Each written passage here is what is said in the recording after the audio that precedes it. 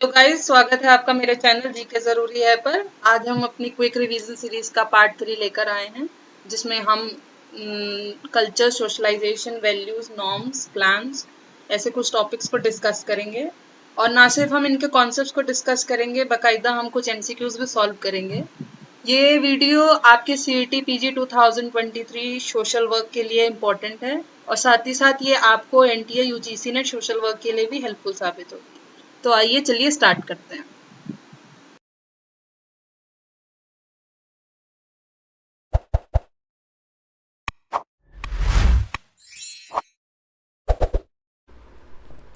तो हमारा पहला टॉपिक है कल्चर।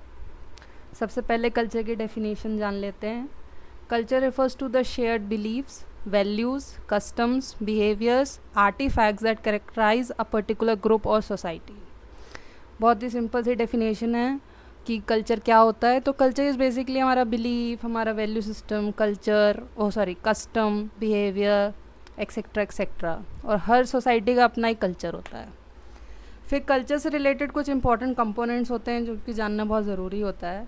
तो मैंने कुछ कंपोनेंट्स यहाँ पे मेंशन करे हैं, which are basically language, religion, norms, tradition, art, music, food and clothing. Okay, then along with culture, one of the most important term related to culture is the cultural relativism। तो cultural relativism का basically मतलब होता है कि अपने culture के साथ साथ हम दूसरे के कल्चर को भी उतना ही आदर सम्मान देते हैं।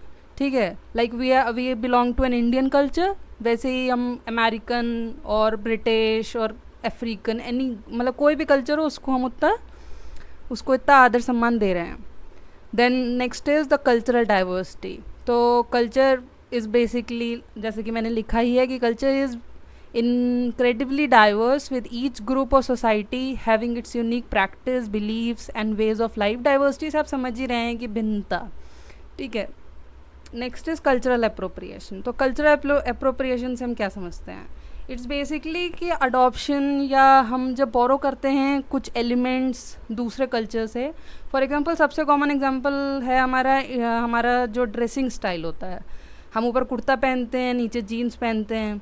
इंडियन कल्चर के हिसाब से तो हमें कुर्ता पजामा पहनना चाहिए, लेकिन हम मिक्स पहनते हैं। तो क्लोथिंग एक बहुत अच्छा एग्जांपल है कल्चर अप्रोप्रिएशन का। Then our next topic is what clan. Okay, तो क्लैन इज़ बेसिकली, क्लैन भी एक ग्रुप ही होता है, बट ये ग्रुप से कुछ अलग हटके होता है।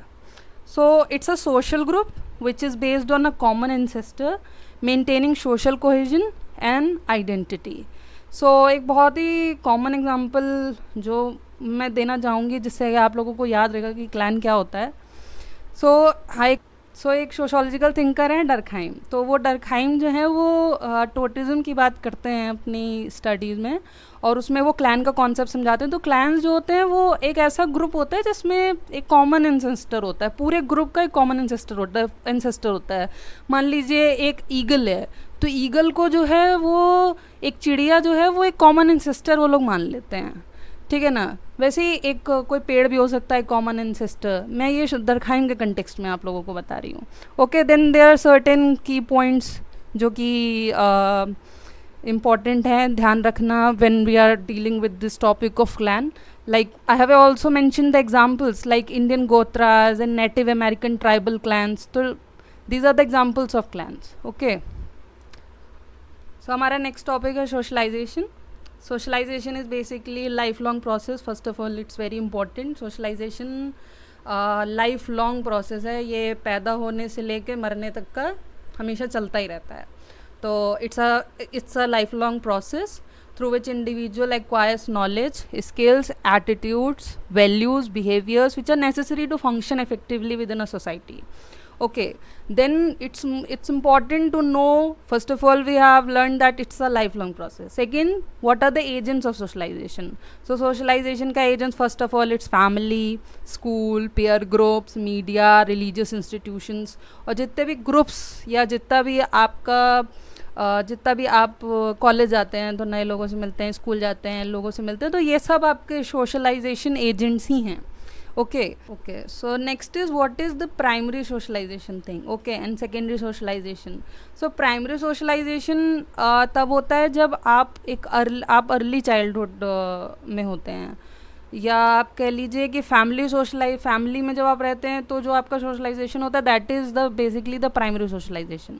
ओके, तो इसके सोशलाइजेशन एजेंट्स भी आपके भाई बहन, आपकी फैमिली, आपके चाचा ताई मम्मी पापा, ये सब होते हैं.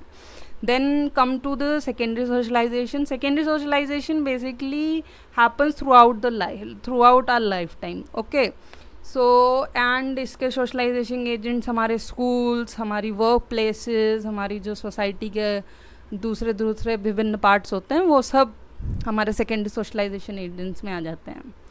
Then socialization के outcomes क्या होते हैं basically? तो socialization basically shapes individuals' beliefs, attitudes, behaviors, leading to the internalization of cultural values and norms. It also contributes to the formation of a personal and social identities. Basically, socialization is the process through which we learn our culture. Okay, socialization is basically a learned behavior. Then comes to the topic of groups.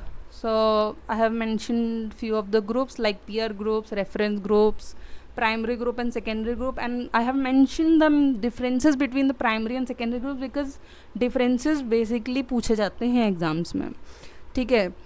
Then one of the most important group is reference group. A reference group is a social group that individuals compare themselves to and use as a basis for evaluating their beliefs, attitudes and behaviors. For example, Deepika Padukone. Okay, for many girls Deepika Padukone is like an ideal figure, and these celebrities group like of the Priyanka Chopra, Alia Bhatt and Deepika Padukone becomes like a reference group for many girls. Okay, then I have already mentioned about the primary group and secondary groups difference. So we have come to the last part of our video, that is the MCQs. And first MCQ is the term cultural relativism refers to, and its right answer is recognizing the importance of cultural diversity. जैसे कि मैंने आप लोगों को पहले भी explain किया है, कल्चरल रिलेटिविज्म का मतलब होता है दूसरे कल्चर की भी उतनी ही रिस्पेक्ट करना जितना हम अपने कल्चर की रिस्पेक्ट करते हैं. Then a second question is which of the following best describes culture, and a right answer is the shared values, beliefs and practices of a group of people. Okay. Then our next question is, in a clan system, members typically trace their lineage back to a common, and it's of course ancestors. We have discussed and we have also mentioned about the Durkheim's example.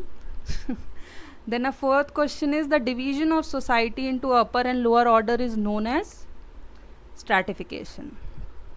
Stratification is basically division. Then our next question is, socialization is the process through which individuals acquire cultural knowledge and social skills. Next question is, the primary agents of socialization include schools, peers and media. देखिए इसमें सभी options को देखते हुए जो schools, peers and media है वो सबसे एक्यूरेट आंसर है. अगर आपके ऑप्शंस में फैमिली आता है तो आप फैमिली को ही टिक मारेंगे in comparison to school. Okay, then our next question is, the process of socialisation begins of course at birth. It's a life long process as I have told. Which of the following best describes values? These are the socially constructed beliefs and principles. Next question is, norms are social expectations and rules. Basically norms are the rules which are made by the society, and norms में एक बहुत important चीज़ होती है कि that these rules are expected by you to be followed. Okay, then the next question is, need refers to basic physiological requirements for survival. Then next question is, community refers to a group of individuals with similar interests or goals. Next question is, social needs includes the need for self-esteem and belongingness. The term in group refers to a group with whom an individual identifies and feels a sense of belongingness. The last question is, which of the following is an example of an out group? And our right answer is people from a different cultural background. जैसे कि इन group और out group में difference क्या होता है? इन group वो group हो गया जिससे आप पर्सनली आइडेंटिफाई करते हो, जैसे आपके फ्रेंड्स का ग्रुप है, आप उनसे कनेक्ट कर पाते हो, आपको ऐसा कोई अनजाना सा नहीं लगता, ठीक है। लेकिन आउट ग्रुप वो होता है जैसे एक ऐसा ग्रुप जहाँ पे आप बिल्कुल आप इतना जानते नहीं हैं। फॉर एग्ज़ाम्पल आप किसी कंपनी में जाएं जॉब करने के लिए, ठीक है, तो फर्स्ट ऑफ ऑल वो आपके लिए एक आउट ग्रुप ही होगा, ठीक है। वो एक जो टीम होगी जिसके साथ आप काम करेंगे, पहले वो आपके लिए इनिशियली वो आपके लिए एक आउट ग्रुप ही होगा, फिर आप उनको जानोगे, देन आप उसके एक पार्ट बन जाओगे and then it becomes a in group. Okay, so thank you for listening to me and हम इसी तरीके से और भी वीडियोस लेके आएंगे। And don't rely on this video only for these topics. It's basically a revision video or a key points essential for last minute's preparation. All the best for your preparation.